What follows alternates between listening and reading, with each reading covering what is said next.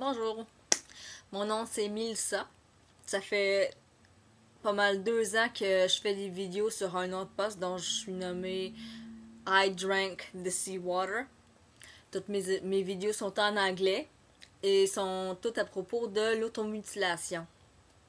Mais j'avais regardé en haut de la page recherche, quand on tape self-injury, on a 12 000 réponses, 12 000 vidéos. Mais quand on tape automutilation, il y a 200. 200 en français pour 12 000 en anglais.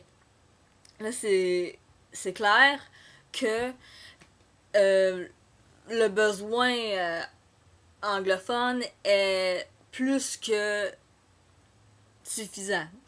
Puis là, je regarde en français, puis il n'y a pas vraiment des posts où que quelqu'un placote puis qui raconte leurs expériences. Moi, c'est ce que je fais. C'est, je fais une gaffe clairement automutilatoire. Puis tout ce qui s'entoure, les jugements de ceux autour de moi, les troubles que j'ai eus, les peines aux alentours, en tout cas, que j'essaie de faire que l'automutilation se soit connue et qu'il y ait moins de jugement autour de ça.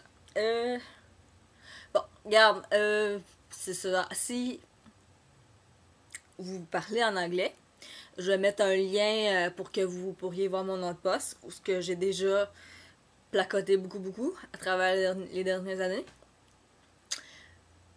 Pour mon intro en français, bon, à part mon nom, je me blesse depuis que j'ai environ l'âge de 5 ans. De façon minime, plus comme des bleus que des coupures. Je le faisais pour endurer la douleur physique parce que je me faisais taper dessus. Fait que je voulais être capable de tolérer la douleur. Et c'est ce que j'ai fait. J'étais très capable et très fière de moi. Après, quand je tolérais bien, je pleurais pas quand je me faisais taper dessus, puis wouhou. En tout cas, puis disons, graduer à me couper, à me faire saigner. Ça fait juste 3 ans depuis que j'ai commencé à faire ça. Je me sentais sale. C'était en lien avec des mémoires de mon enfance. Je me sentais sale, je voulais que ça s'enlève, je voulais enlever ma peau, mais ça se faisait pas. Ben, j'ai commencé à me couper la jambe, au mollet. J'avais espéré apprendre que de mutiler, c'est terrible, c'est douloureux, que je voudrais plus jamais le refaire. Mais ce que j'ai appris, c'est combien ça marche, c'est combien que ça m'aide. Je me sentais libre, enfin, je pensais pas à l'abus que j'ai subi, je pensais pas à comment j'étais sale, je faisais juste danser dans le salon aux vieilles tunes Brown Eyed Girl. Puis bon, mais j'ai appris que les bénéfices, ce qui est bénéfique ou alentour l'automutilation, est très temporaire et ça vaut pas la peine du tout.